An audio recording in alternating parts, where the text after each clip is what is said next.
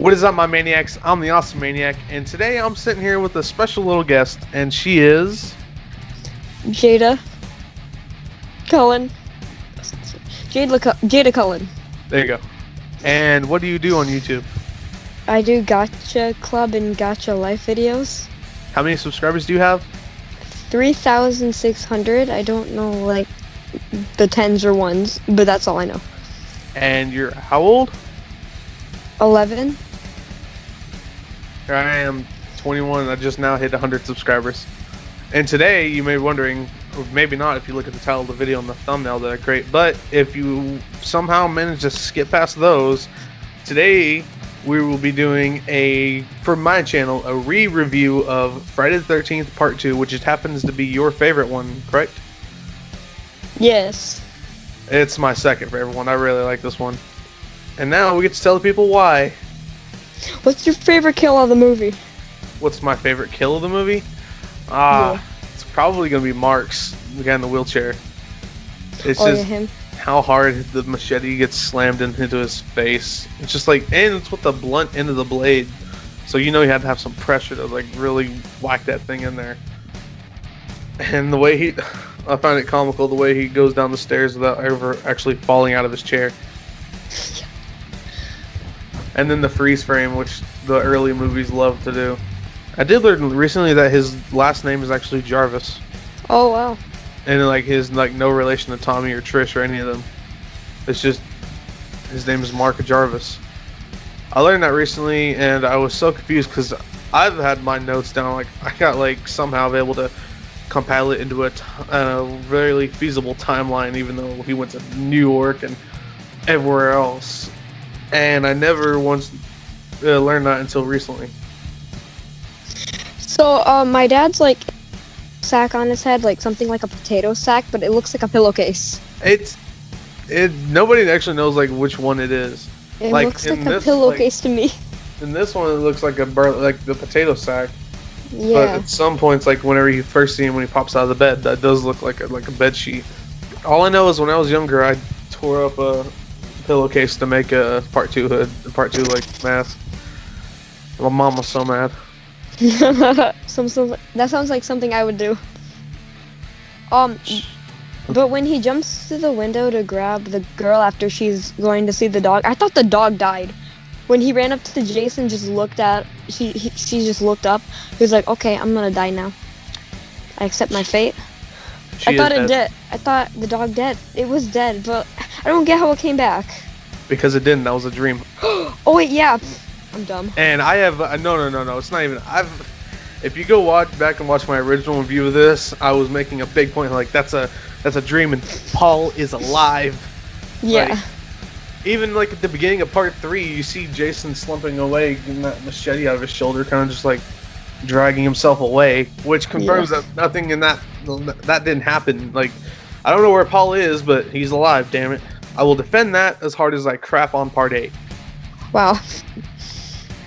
Yes. Yeah. What's your favorite kill of the movie? I like that one part when that guy, I forgot his name. I forget most people's names. I can't remember any names. That's just something about me. What's my name? Blake. I only can remember names that I've known for a while. Okay, just had to check. I know your name. Character steps into that one trap thing, and then he gets, oh my gosh, the booby trap where he gets stuck and it ties around his foot, and then he gets flipped upside down. Then he comes and then Jason comes and slashes his neck when the girl's trying to get a knife to cut him down. That's Scott. I thought that was cool. Yeah, that's Scott. And then again, he used the blunt side of the blade. Yeah, he didn't use the right side. Like, you could tell in this movie that, like, Jason, he was, like, really learning how to be a slasher. Like, when he falls on the chair, when he's chasing after Jenny. Who's your favorite character in this? Jason's first, but if we're talking about characters that got killed, I like the wheelchair dude. He's cool. I thought that this one had very strong characters. Even if two of them were just like rip-offs from the first movie, Jeff and Sandra were like rip-offs of like Kevin Bacon's character and his girl from the last movie. I like the kill, like when they got stabbed in the bed. Oh yeah, I love that one. That's my Recently on the favorite box one. set, Never they mind. actually have like the extended footage of like that kill that got cut. Ooh.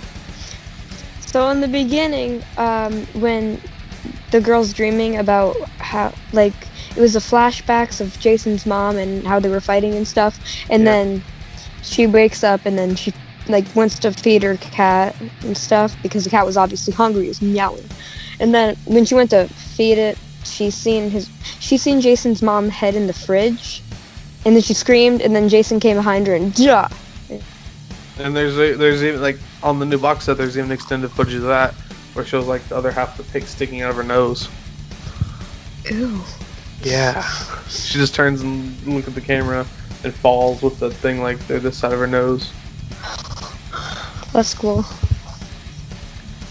I'm surprised that he like took his mama's head and used it like that. Yeah. And he must know how to use like a yellow pages or something because he found her. Like, Yeah.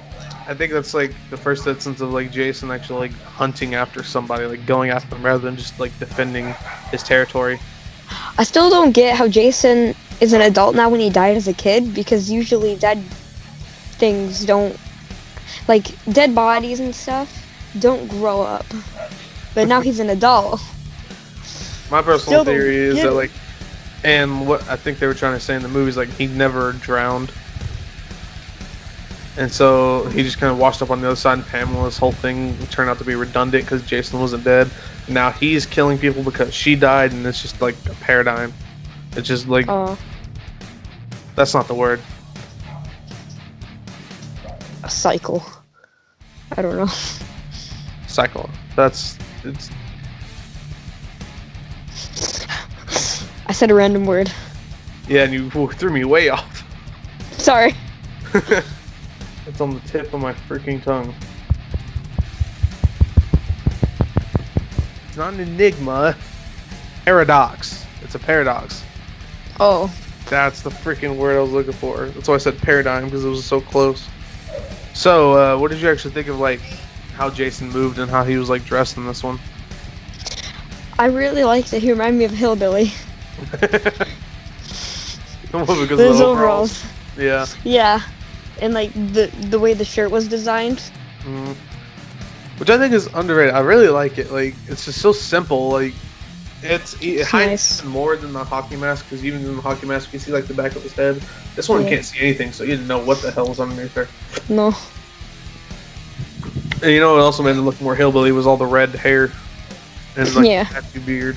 So was that not his real face? So we still don't know what his real face looks like when he jumps out to grab the girl at the end when she was dreaming. Well, this is also like because like she saw his face like actually because she took his hood off. Oh yeah. So I'm thinking like maybe that's exactly what she saw, and then he decided to shave between this one and the third one. Listen, I do my best to connect it. I don't have all the answers, but I got a lot of them. Like in this Friday the 13th fan film I just watched called Vengeance, Elias Voorhees' dad, it actually shows him dragging Jason up from underneath the lake and using like the Necronomicon from the Evil Dead to resurrect him. I like that idea. That sounds cool. We don't know anything about Jason's dad. All we know is that he was like in the draft for number 6, and like he left Pamela after Jason was born, and he was like a grown man and got with her when she was like 15. Yeah, she was only 16 when she had Jason. Oh. It's a bit young. Just Ted. Did you notice that there was like a pregnancy subplot in the movie No. with like Jenny being pregnant? Oh. Like when she was like making out with like Paul on like the night that she got there, and she was like, "I promise I'll never, ever be late again." Yeah. And then she was talking. She was even on the same thing. She was like, "Paul, I got something to tell you." Ooh. And other people have referred to it as like her being on her period and they couldn't like do what they wanted that night. But I don't subscribe to that. I subscribe to her being pregnant because it's more interesting. It is. rather than just her during her Yeah. moon time every month. Yeah. I also like the the basic story. It's the story is like exactly like the first one, but that's like no big issue because we actually get to see Jason like do his thing. And at this point, like people weren't expecting like maybe they're expecting a franchise out of this, but not like they didn't know who the hell's going to lead it. So the first thing that they said when they were making part two was like, let's bring back Jason as the killer. And then the original people are like, no, what are you doing? He's dead. No, he's not. You know why? Money. Makes sense. Reminds me of the iPhone.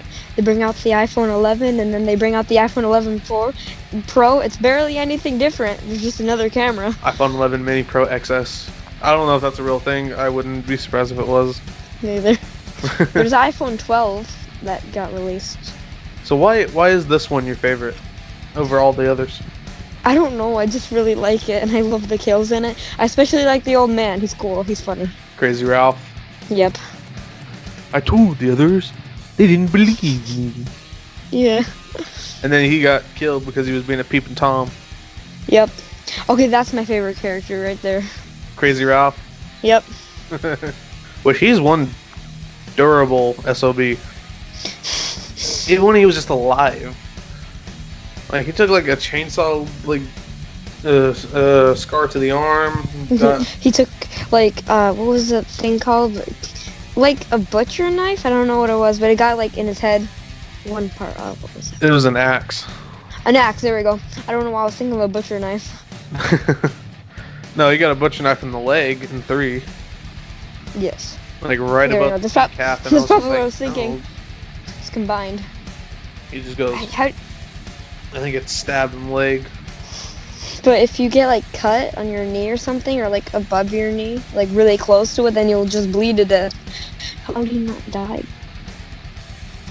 Well, he took an axe to the head, and we're talking about how he took a knife to the leg and he survived. He took an axe to the head, and then he survived. And then even when he got the machete in his face in part 4, he was still alive until Tommy finished him off. Yeah. So I don't know if a knife's gonna take him down. No. Just, my one weakness, small blades. I can take anything else except for small blades. He took a freaking machete to his shoulder and almost got it separated. That was most impressive, like, for me. How do you withstand that? Because that thing was deep in there. It got at least, like, this deep. Probably could have chopped his arm off. Ginny Fields, like, the main character, that is my favorite final girl from probably all of horror movies. I like how smart she is, and I'm a stickler for redheads, so she's got me. What were your thoughts on Ginny? I think she was really cool. Why? Just everything about her was cool. Yeah. She just radiated cool. Yeah. I like that scene in the bar where she's like actually like trying to make sense of the Jason legend, which is what my whole life has been. And then they just laugh at her. And I'm like, they're like, are you drunk? You're like, are you drunk? She better not be drinking if she's pregnant. No. I don't think she did drink. No, she did have a beer in front of her though. Yeah. We got any more notes? No. That was the one note. Yeah. What was your favorite kill? The bed one. No, that's what your note was what's your favorite kill? Yep. There we go. I honestly didn't know what to put, so I watched it and I was like, you know, this is all I need. I don't know what to write down because I am not that smart to ask questions. So this is what I need. Beautiful Jada logic. Yes. That's called that a Jada Vision 2020. Yes. I didn't have my notes written down because like I've memorized this movie so many times. I watched it so many times. Just every little thing. What do you think about Terry? Terry? Which one was he? I forgot names. She is the really skinny one that goes like skinny dipping in the lake, and Scott's like flirting with her and her. Stuff. I know her. She was very skinny. She was really skinny, so that's why it's called skinny dipping. They got it from her. The skinny legend. Skinny legend. What a legend.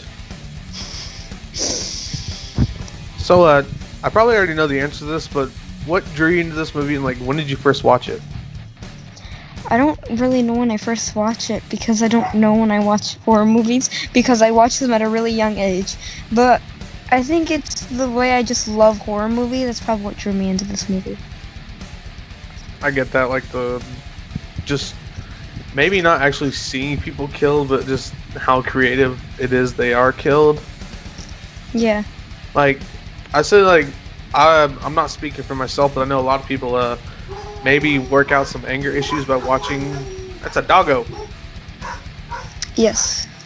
Two very loud doggos. Maybe just by watching someone else get killed or someone killing somebody, they work out that kind of like that dark side of them, which I don't know why. I just like watching Jason rip people to shreds. I mean, some people might call me a psycho for it, but hey. It's really cool how creative people can be with creating these type of kills. Yeah, there's a lot of like artistry that goes on in these movies. Like Tom Savini in the first one, how he really made you believe like that this stuff happened to these people. Like, it doesn't look bad at all. Like, I think the best effective like effects use in this movie was actually a very little thing. It was just like when Vicky got her leg cut when Jason like stood up from the bed and like cut her leg. Like, that looks so real to me. Like, realer than anything in the movie. Like, that was just like very subtle, very small thing, but it's just so effective. That's the one thing that like caught my eyes when talking about the effects of this movie. Yeah, it was really cool, and I really like just how real you can make kills, like you were saying. It's really cool. It just looks like this person was genuinely murdered. And our brains are somehow okay with that. Yes. For me now, I've been watching horror movies for 16 years now. I've been watching. So my first horror movie was when I was 2, and I'm turning 12 in a week. Oh, yeah. Big girl. November 5th. It's technically a week. Remember, the 5th of November. What was it? My first horror movie? Uh-huh. Freddy Krueger vs. Jason. Same. My dad wanted to get me into both them before I started watching just all of it. He just wanted me to get into both. Yeah. Horror, beautiful thing. Horror is a beautiful thing. And it's something that maybe a lot of people don't get. But if they just sat down and watched it, maybe if they just turned their brains off. But if they could just sit down, turn the brain off, and just watch a mindless horror movie like Texas Chainsaw Massacre or Halloween, they might actually get some enjoyment out of it. I'm like to my mom, hey mom, you want to watch a horror movie? And she's like, no, I'll get scared. Well, I say scary movie. You want to watch a scary movie? And she's like, no, I'll get scared. And I'm like, that's the point. It's called a scary movie for a reason. She gets scared easily. My mom, whenever someone tried to watch a Saw movie, she tried to usher me out of the room because she's like, no, you can't watch this. It'll make you throw up. And I watched it. I was fine. But she could not handle the gore in Saw. Specifically Saw 2. I remember that. Sounds like a gross movie. So, are you, you do Gotcha Life stuff on your channel. Are you wanting to do, like, movie reviews? That'd be really cool. That is going to do it all for this one. And did you know that I have merch? No, I didn't. Oh, wow. You should go buy some and then donate to my Patreon. Give me all your money. I have $40. Now, give me it all. Come on. It's at my mom's house. I'm right here. I'll wait. It's gonna take like a whole week. Wait a minute. Anyways, don't forget to like, share, comment, and if you haven't, subscribe. Bye-bye. Bye.